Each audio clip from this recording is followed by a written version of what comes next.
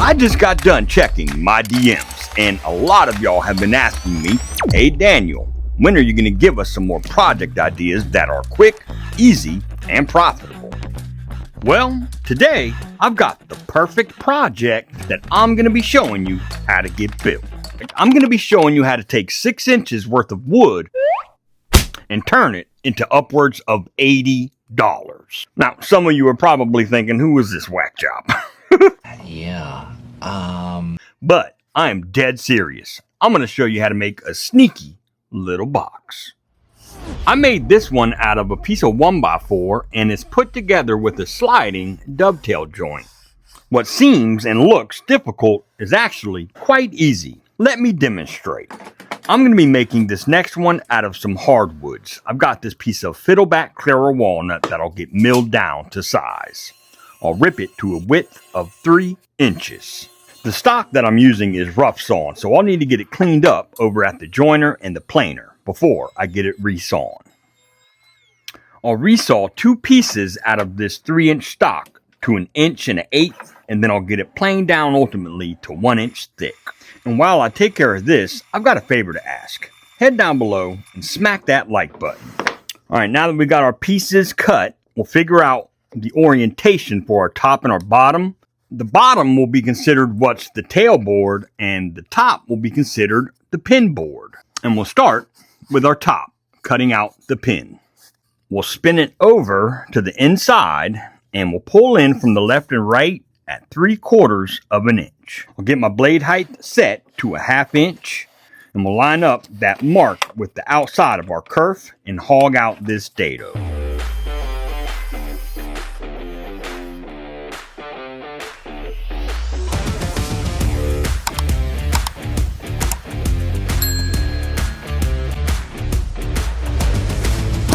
I've got my dovetailed router bit installed in my router table, and I'll line up the notch with the very bottom of that bit, and I got this router bit raised an extra 1/8 inch, that way it can smooth over this dado at the same time cutting those angles for the dovetail.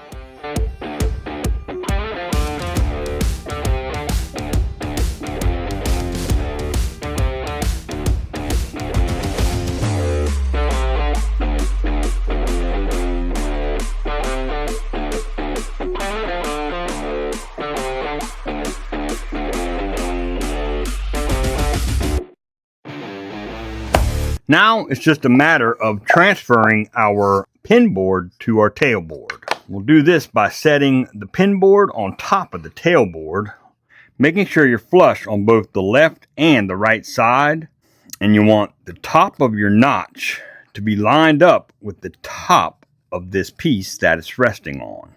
Once you get it lined up, scribe the inside of your pin board to your tailboard. And this will be coming out all the way down this piece. Like our pin board, I'll get the bulk of the waste removed over here at the table saw first. And the height of both the table saw blade and the router bit will stay the same as before. And ultimately, we'll get this finished up over at the router table. And I'll line up my router bit with that mark we made for our tailboard.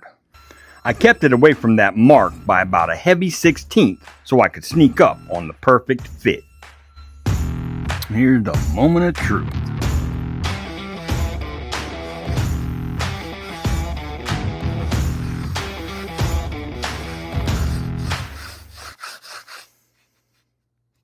Next, I'll go ahead and get my piece cut to size at 6 inches.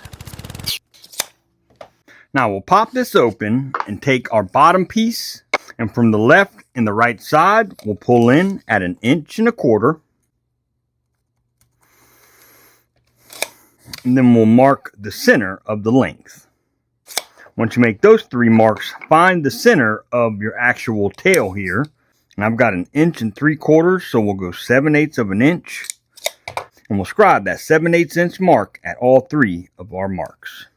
And we'll get those 3 intersecting points punched. I'll use 1 1/4 inch Forstner bit at my drill press to drill down at 5/8 of an inch deep for all of those holes. On the fly, I decided to add another hole right between the first two holes, and this will all make sense shortly.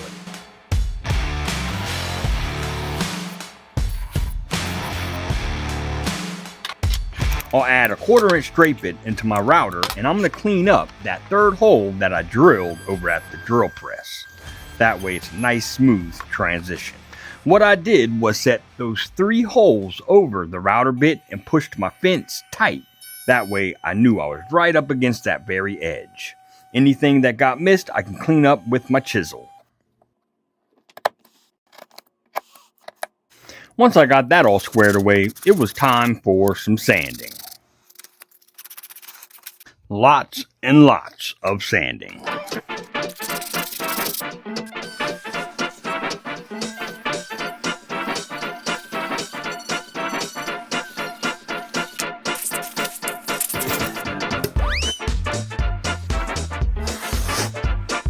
I'm going to be adding some flocking fibers to the inside of this box. I'll get everything taped up and I'll just get those slots cut out with my razor knife.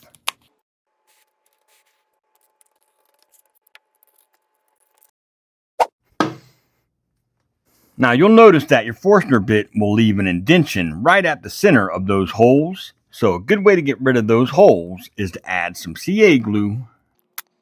I like to take a piece of tape around my finger, even that glue out, making sure it's flush to the top of our hole, and double checking to make sure it has filled those indentions. Then I'll hit it with some activator and give that just a few minutes to dry.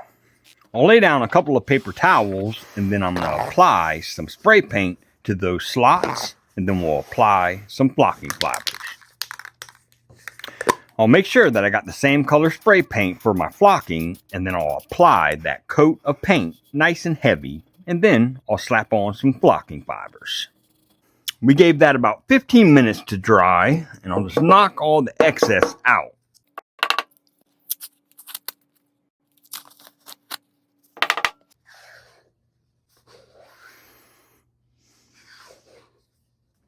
I'll finish the outside of this box with some spray shellac, sand it down to 400 grit, and then slap a coat of clear lacquer on it. For the insides, I'll be using some paste wax and a steel wool pad to get that applied. I'll let that wax sit for about 10 minutes and then get it wiped down with a non-abrasive cloth. And this piece is done.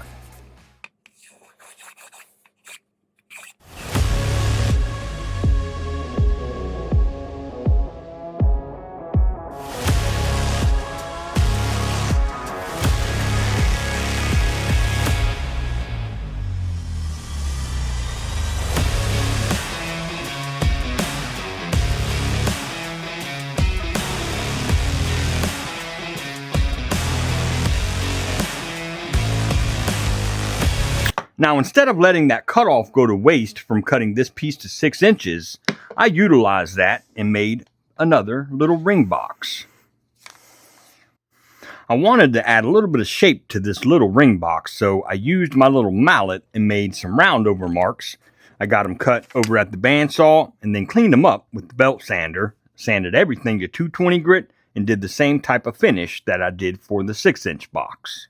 And now I've got 2 dovetail sliding boxes.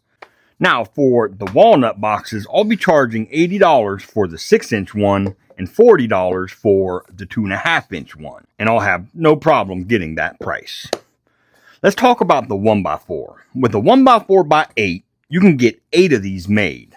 I'll be charging $40 a pop with the personalization options like laser engraving, different stain colors, and more. 8 times 40. What is 8 times 40? Carry over the 4. Okay, you're looking at $320 out of that one 1x4x8. That, my friends, is what I call a big ass profit. I really hope that you can draw some inspiration from today's video, because now it's your turn to get in your shop and make some sawdust. Skull. 40 times 8. What is 8 times 45? You're looking at... What? Really? And for this... And this... Oh, my mic's on.